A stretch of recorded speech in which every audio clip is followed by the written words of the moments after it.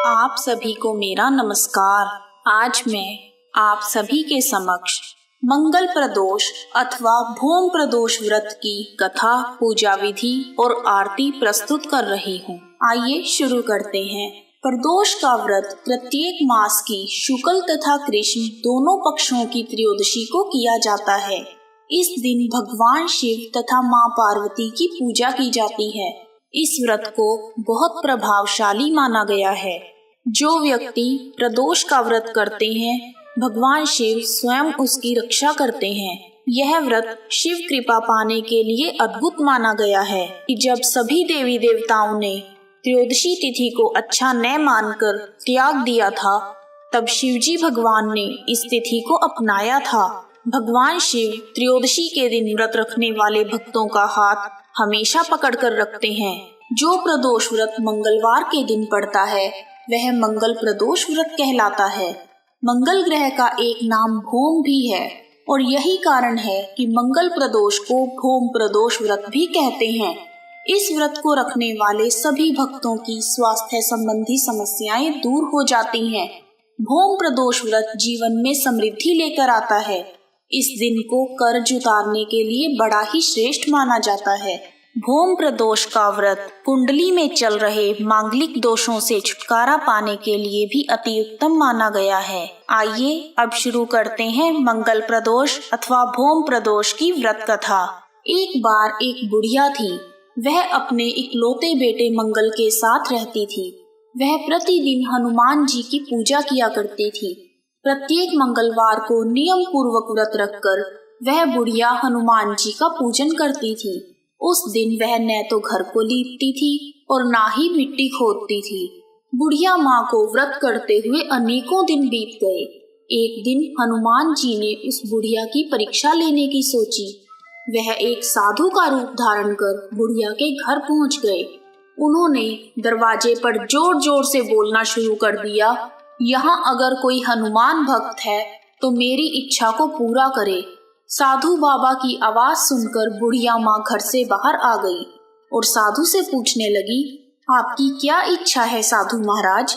इस पर साधु बाबा ने कहा, मैं बहुत भूखा हूँ, तुम मेरे लिए यहाँ जमीन लीप दो, मैं भोजन बनाकर खा लूंगा।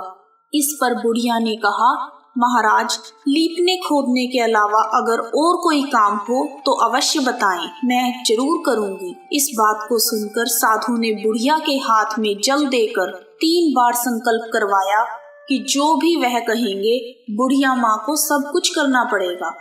तो बुढ़िया माँ ने संकल्प कर लिया। तब साधु ने बुढ़िया से कहा कि अपने बेटे को बुला, मैं उसकी पीठ पर आग जलाकर भोजन बना लूंगा।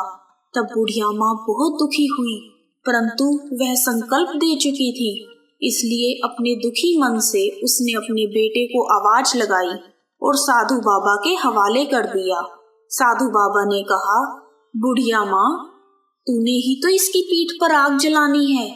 तो बुढ़िया माँ ने दुखी मन से अपने संकल्प को याद करके अपने बेटे की पीठ पर लकड़ियां रखी और आग जला दी और वह तुरंत ही अपने घर के अंदर चली गई। कुछ देर के बाद साधु बाबा ने बुढ़िया को आवाज दी कि बुढ़िया माँ, खाना बन चुका है, आओ बाहर आ जाओ, सब मिलकर खाना खाएंगे। बुढ़िया माँ संकल्प में बंधी होने के कारण दुखी मन के साथ बाहर आ गई। तब साधु बाबा बोले, अपने बेटे को तो बुला ले, सब इकट्ठे बैठकर खाएंगे।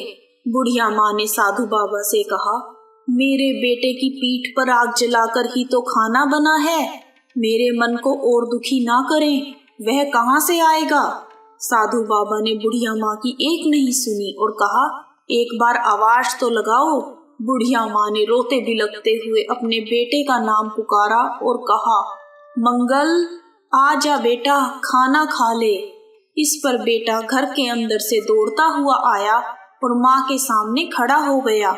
बुढ़िया माँ बेटे को जीवित देखकर हैरान रह गई और साधु महाराज से पूछने लगी, हे बाबा, यह चमत्कार कैसे हुआ?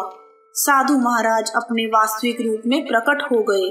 हनुमान जी को अपने घर में देखकर बुढ़िया का जीवन सफल हो गया। हनुमान जी ने बुढ़िया और उसके बेटे को भक्ति का आशीर्वाद दिया और अंतर्ध्यान हो गए। हे प्रभु, जैसे आपने बुढ़िया माँ और उसके बेटे को दर्शन देकर कृतार्थ किया, वैसे ही हम सब पर भी अपनी कृपा दृष्टि बनाए रखना। कहानी सुनने वालों का भी भला और सुनाने वालों का भी भला। कथा समाप्त। जय हनुमान जी की। ओम नमः शिवाय। आइए जानते हैं प्रदोष को प्रदोष कैसे कहा जाने लगा। प्रदोष को प्रदोष कहने के पीछे एक कथा जुड़ी हुई है। चंद्रदेव को एक बार क्षय रोग हो गया था, जिसके चलते उन्हें मृत्यु के समान कष्ट हो रहा था। भगवान शिव ने चंद्रदेव के दोष का निवारण कर उन्हें त्रयोदशी के दिन पुनः जीवन दान दिया था। इसलिए त्रयोदशी के दिन को प्रदोष का दिन कहा जाने लगा। पूजा विधि। त्रयोदशी के दिन प्रदोष काल में यानी सूर्यास्त से 3 घड़ी पूर्व शिव भगवान का पूजन करना चाहिए। भौम प्रदोष व्रत की पूजा शाम 4:30 बजे से लेकर शाम 7 बजे तक के बीच में की जाती है और व्रतधारी को चाहिए कि शाम को दोबारा स्नान करके स्वच्छ वस्त्र धारण कर लें, पूजा स्थल अथवा पूजा गृह को शुद्ध कर लें और यदि व्रतधारी चाहे तो शिव मंदिर में जाकर भी पूजा कर सकते हैं। 5 रंगों से रंगोली बनाकर मंडप तैयार करना चाहिए। पूजन की सभी सामग्री को एकत्रित कर लें। कलश में शुद्ध जल भी भरना चाहिए और कुश के आसन पर बैठकर भगवान शिव की पूजा विधि विधान से करनी चाहिए। ओम नमः शिवाय कहते हुए शिव भगवान को जल अर्पित करें और इसके बाद दोनों हाथ जोड़कर शिव भगवान का ध्यान करें। ध्यान के बाद भौम प्रदोष व्रत की कथा सुननी चाहिए और कथा समाप्ति के बाद हवन सामग्री मिलाकर 11 या 21 बार या फिर 108 बार ओम ह्रीम क्लीम नमः शिवाय स्वाहा मंत्र से आहुति देनी चाहिए। उसके बाद भगवान शिव की आरती करनी चाहिए और वहां उपस्थित गणों को आरती दें और उसके बाद प्रसाद को वितरित करें और उसके पश्चात भोजन करना चाहिए। भोजन में केवल मीठी सामग्री का ही उपयोग करना चाहिए। आइए अब शुरू करते हैं शिव भगवान की आरती। ओम जय शिव ओंकारा स्वामी जय शिव ओंकारा। ब्रह्मा विष्णु सदा शिव अर्धांगी धारा। ओम जय शिव ओंकारा। एकानन चतुरानन पंचानन राजे स्वामी पंचानन राजे। हंसानन गरुड़ासन वृषवाहन साजे। ओम जय शिव ओंकारा। 2 भुज 4 चतुर्भुज 10 भुज अति सोहे स्वामी 10 भुज अति सोहे। तीनों रूप निरखता त्रिभुवन मन मोहे स्वामी जय शिव ओंकारा। अक्षमाला वनमाला रुंडमाला धारी स्वामी रुंडमाला धारी। चंदन मृग मद सोहे भाले शुभकारी। ओम जय शिव ओंकारा।